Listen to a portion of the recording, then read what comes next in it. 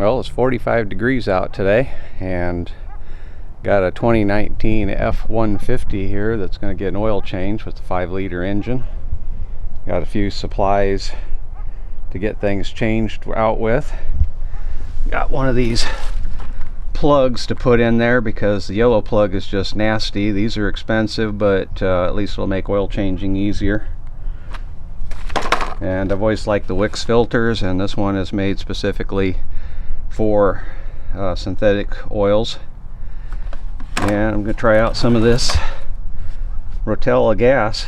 It's a newer product, so that should be pretty interesting. But I'll show you what we got going on underneath the truck.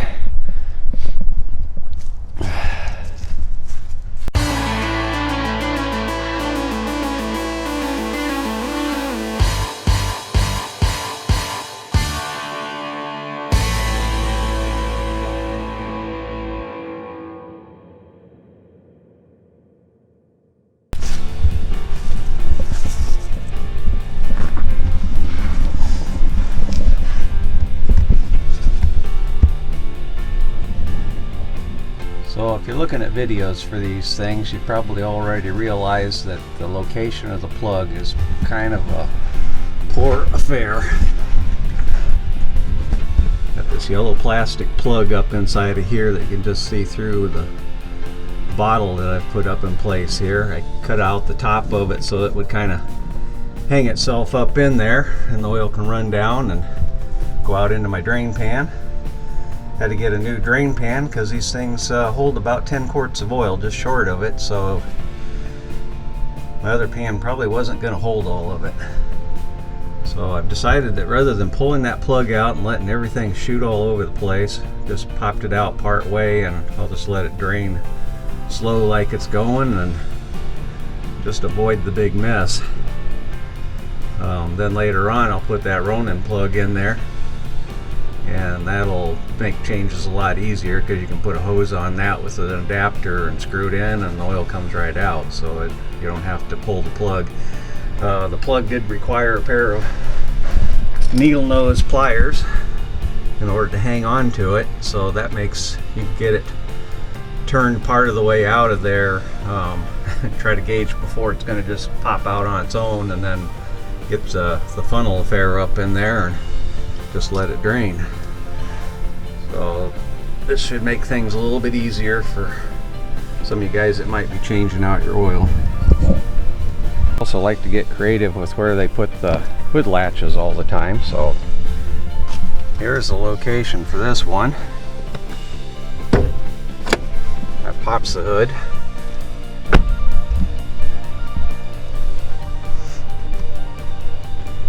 Then you got to reach up inside of here and find the hidden lever, push that to the side, and that releases the latch. There's the secondary release on that.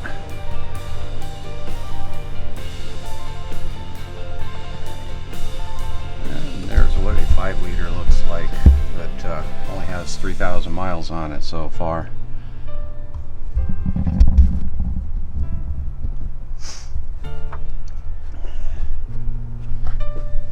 Oil fill plug down here in a really inconvenient location.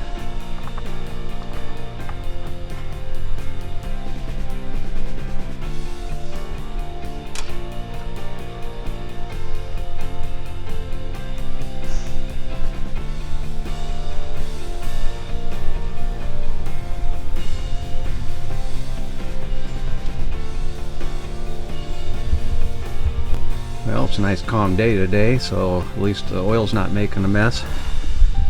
It's still coming out rather nicely.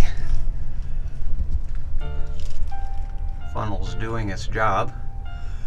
I had a 2013 F150 XLT, and it had a big panel that went up underneath of the transmission, and it had the metal one up in the front, kind of like this one has.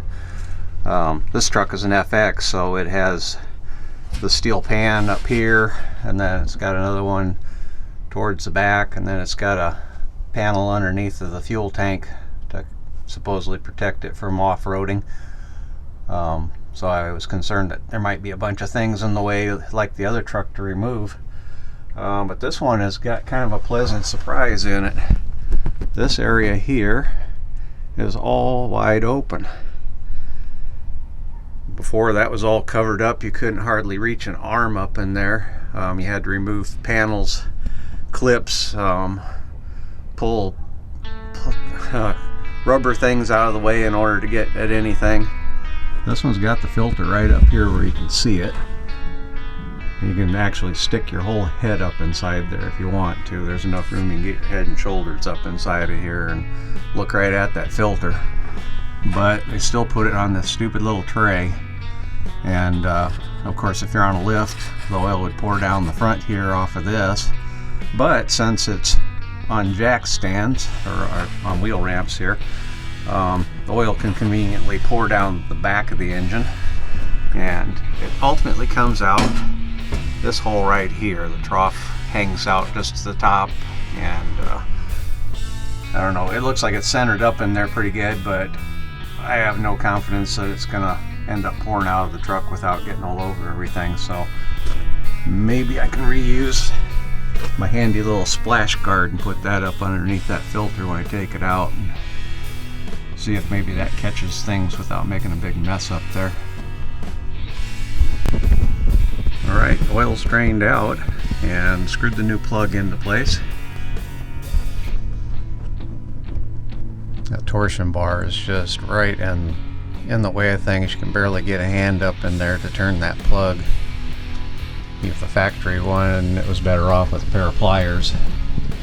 It wasn't difficult to remove or anything, it's just difficult to get at. And then you try to put a splash panel of some kind up in there, and it really makes for tight quarters. But got that part done and didn't drop any oil, so far so good. Okay, so I moved the oil over to the oil pan so it was underneath of the drip catch for that oil filter. And I was right that you can pretty much climb head and shoulders up inside of this compartment, which is handy because there's just kind of a lot going on. There's an engine oil cooler there right behind that filter that plumbs up into the coolant system. And there's the pan that catches the oil. And it will try to go both ways, I found out, if you'd let it. But I ended up cutting my funnel that I was using to get the oil from the engine.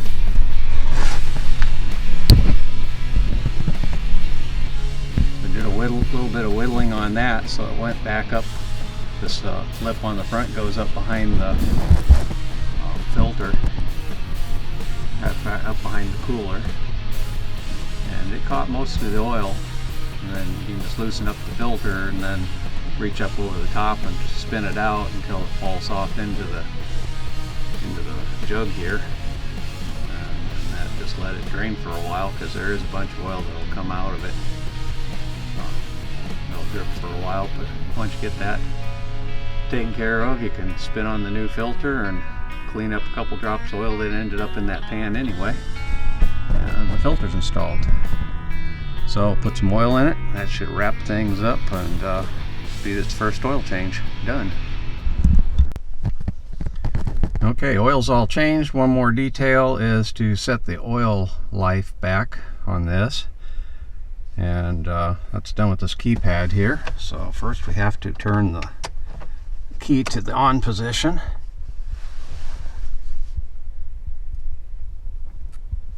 and I was already messing around in here, but you find your settings off of your main menu. You can hit OK on that. Go to your advanced settings. I guess you can just use the cursor key arrows to go to that. Go to where it says vehicle and the oil life reset. And I just changed this at 3,121 miles, as you can see down there. And it says I got 66%, but I wanted to get the oil changed to a better grade and a better oil filter put in there right away. It's always good to get that first clean out of the engine done, so we'll just hold down the OK button, and now it's reset to 100%, and everything's good to go. Thanks for watching.